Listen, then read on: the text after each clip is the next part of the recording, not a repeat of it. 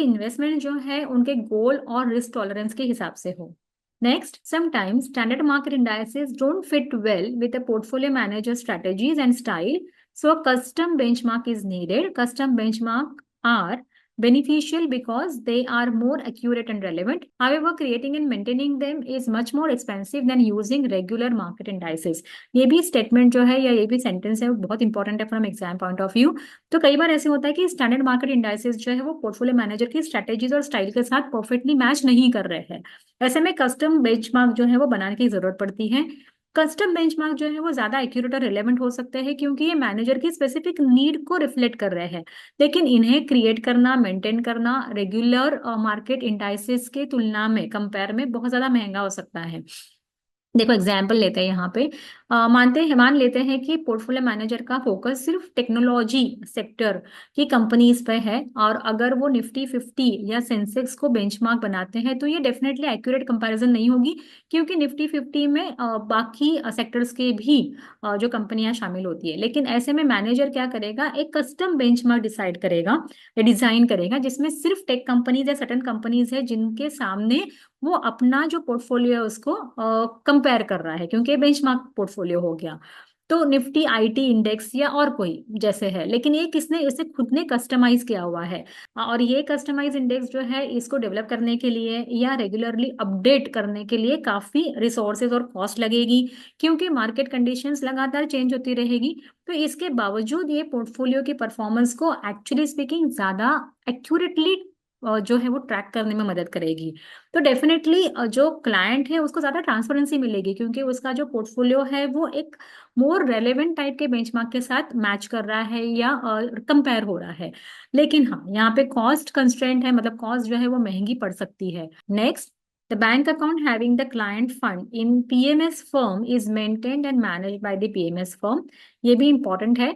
देखो, portfolio management service में client के फंड एक अलग बैंक अकाउंट में मेंटेन और मैनेज किए जाते हैं, और ये अकाउंट डायरेक्टली पीएमएस फर्म के अंडर होता है, और फर्म इसकी पूरी रेस्पॉन्सिबिलिटी भी ले रहा है। फॉर एग्जाम्पल, अगर एक पीएमएस फर्म को आपने से 50 लाख रुपए इन्वेस्ट करने के लिए दे दिए हैं, तो पीएमएस फर्म आपके फंड को एक डेजिग्नेटेड बैंक अकाउंट में रखेगी, जिसे सिर्फ पीएमएस फर्म द्वारा जो है वो मैनेज किया जाएगा।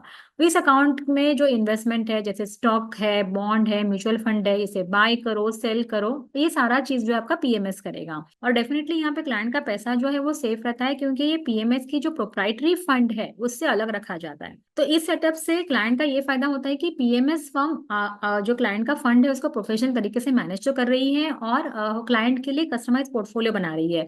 लेकिन क्लाइंट को भी ये समझना जरूरी है कि फंड का जो कंट्रोल है वो पूरी तरह से पीएमएस फर्म के हाथ में रहता है। लेकिन डेफिनेटली यहाँ पे क्लाइंट को अपने फंड का जो परफॉर्मेंस है उसको भी ट्रैक करते रहना चाहिए, और पीएमएस फर्म से रेगुलर अपडेट जो है वो भी मंगवाते रहने चाहिए। Next, sometimes SEBI asks for business information during the registration of a portfolio manager to ensure the integrity of third-party service provider like stockbrokers that the PMS work with। देखिए, यहाँ पे सेबी जब किसी पीएमएस का रजिस्ट्रेशन प्रोसेस कर रही है तो उसके दौरान कई बार उनके बिजनेस से जुड़ी जो डिटेल इन्फॉर्मेशन है वो भी मांगती रहती है। इसका मेन पर्पस ये है कि जिन थर्ड पार्टी सर्विस प्रोवाइडर के साथ आपका पीएमएस जो है वो काम करने वाला है, फॉर एग्जाम्पल स्टॉक ब्रोकर्स है, तो उनकी जो एंटिटीज है उनकी भी इंटीग्रिटी या उनकी इंटीग्रिटी एस्टैब्लिश होनी चाहिए। वो इंटीग्रिटी के साथ काम कर रहे हैं कि नहीं कर रहे हैं, वो कंप्लायंस फॉलो कर रहे हैं कि नहीं कर रहे हैं, क्योंकि डेफिनेटली पीएमएस है। तो अगर पीएमएस एक क्लाइंट के लिए कोई स्टॉक परचेज कर रहा है, तो कि हाँ, कहाँ से परचेज करेगा, वो डेफिनेटली वो जो स्टॉक है वो स्टॉक ब्रोकर के थ्रू परचेज करेगा, डायरेक्टली तो स्टॉक एक्सचेंज के ऊपर जाके कर नहीं सकता है। डेफिनेटली ये क्या हो गया, ये हो गया आपका थर्ड पार्टी। तो स्टॉक ब्रोकर थर्ड पार्टी हो गया, लेकिन ये भी एक इंटरमीडियरी है। तो हो सकता है सेबी पोर्टफोलियो मैनेजर का जब रजिस्ट्रेशन प्रोसेस कर रहा है तभी स्टॉक ब्रोकर का भी इंफॉर्मेशन मांग सकता है। ऐसे भी हो सकता है कि पोर्टफोलियो मैनेजर ने अपने क्लाइंट के फंड्स को मैनेज करने के लिए एक स्पेसिफिक स्टॉक ब्रोकर की सर्विस ले ली है, लेकिन सेबी को लग रहा है कि ये जो स्टॉक ब्रोकर है वो किसी तरह की अनएथिकल प्रैक्टिसेस में इन्वॉल्व है। तो सेबी उस ब्रोकर की बैकग्राउंड चेक भी है वो कर सकता है, बिजनेस ऑपरेशंस की इंफॉर्मेशन और डिटेल भी जो चाहिए वो मांग सकता है। और इस प्रोसेस के दौरान सेबी ये कंफर्म करेगा कि पीएमएस जो है और उनके एसोसिएट मतलब जो भी थर्ड पार्टीज है पूरी तरह से रेगुलेटरी नॉर्म्स फॉलो कर रहे हैं, क्लाइंट का पैसा जो है वो एथिकल हैंड्स में है, और कोई भी कॉन्फ्लिक्ट ऑफ इंटरेस्ट या माल प्रैक्टिसेस जो है वो यहाँ पे नहीं हो रही है। तो इसलिए सेबी का ये कदम जो डेफिनेटली इन्वेस्टर्स के ट्रस्ट को बढ़ाने में और पोर्टफोलियो मैनेजमेंट सर्विसेज की ट्रांसपेरेंसी एस्टैब्लिश करने के लिए बहुत जरूरी है। Next, portfolio beta equals weighted average of beta of all stocks in the portfolio. तो पोर्टफोलियो बीटा ये बताता है कि आपका पोर्टफोलियो पूरे मार्केट के मुकाबले कितना रिस्की है और कितना वॉलेटाइल जो है या वॉलेटिलिटी जो है वो कैरी करता है। और पोर्टफोलियो बीटा कैलकुलेट करने के लिए पोर्टफोलियो में मौजूद जितने स्टॉक्स है उनका सभी का बीटा और वेटेड एवरेज जो है वो लिया जाता है। फॉर एग्जाम्पल, आपके पोर्टफोलियो में 3 स्टॉक है, स्टॉक ए, बी और सी। स्टॉक ए का से बीटा है 1.2 और उसका वेट है 50%। स्टॉक बी है, उसका बीटा जो है वो 0.8 और इसका वेट जो है वो 30% है। और स्टॉक सी का जो बीटा है वो 1.5 है और उसका वेट जो है वो 20% है। तो आप क्या करेंगे, 1.2 into 50% plus 0.8 into 30% plus 1.5 into 20% करेंगे तो आपको आपके जो पोर्टफोलियो है इसका बीटा मिल जाएगा जो आएगा 1.14। तो इसका मतलब यहाँ पे ये है कि आपका पोर्टफोलियो मार्केट के मुकाबले जो है 14% ज्यादा वोलेटाइल है। देखिए, अगर आपके पोर्टफोलियो का बीटा 1 से ज्यादा है तो पोर्टफोलियो जो है आपका वो मार्केट से ज्यादा रिस्की हो जाएगा। और अगर बीटा जो है आपके पोर्टफोलियो का 1 से कम है तो पोर्टफोलियो जो है आपका मार्केट के मुकाबले कम रिस्की हो जाता है।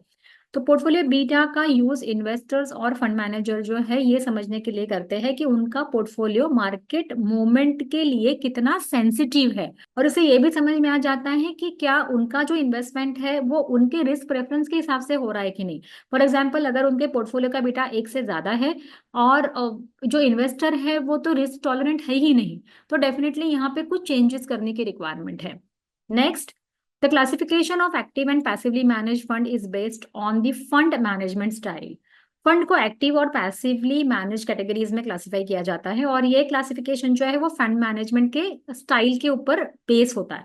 अभी एक्टिव फंड क्या होता है, तो एक्टिव फंड में फंड मैनेजर एक्टिवली स्टॉक्स जो है वो पिक करते हैं और पोर्टफोलियो बनाते हैं ताकि मार्केट को आउट परफॉर्म किया जाए, क्योंकि डेफिनेटली यहाँ पे पोर्टफोलियो मैनेजर की स्किल्स लगती है। एग्जाम्पल के तौर पे एक एक्टिवली इक्विटी फंड है और उसका गोल है कि निफ्टी 50 को बीट करना, तो फंड मैनेजर ऐसे स्टॉक सिलेक्ट करेगा जो उसके रिसर्च के हिसाब से बेटर रिटर्न दे सकता है।